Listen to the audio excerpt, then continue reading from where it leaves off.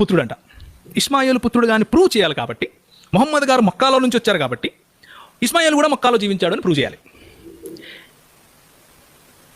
మొహమ్మద్ గారు మక్కా నుంచి వచ్చారు కాబట్టి ఇస్మాయిలు మక్కాలో జీవించాడు అని ప్రూవ్ చేస్తే అప్పుడు మొహమ్మద్ గారు ఇస్మాయిల్ కుమారుడుగా ప్రూవ్ అవుతాడు.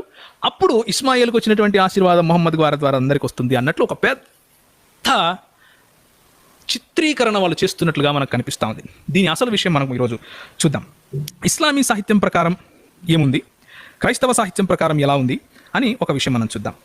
ఓకే, మొట్టమొదటిగా మనం చూడవలసినటువంటి విషయము ఏంటంటే, దయచేసి కొంచెం గమనించండి. చూడండి, 21వ అధ్యాయము, ఆదికాండము 21వ అధ్యాయము. పోయిన వారం కూడా మనం ఈ వచనాన్ని చూసుకున్నాం. 20వ వచనం, దేవుడు ఆ చిన్నవానికి తోడయుండెను, అతడు పెరిగి పెద్దవాడై అరణ్యములో కాపురముండి విలుకాడాయను. అతడు పారాను అరణ్యములో ఉన్నప్పుడు అతని తల్లి ఐగుప్తు దేశం నుండి ఒక స్త్రీని తెచ్చి అతనికి పెళ్లి చేసింది. ఎక్కడి నుంచి? ఐగుప్తు దేశం నుంచి తీసుకొచ్చి పెళ్లి చేసింది.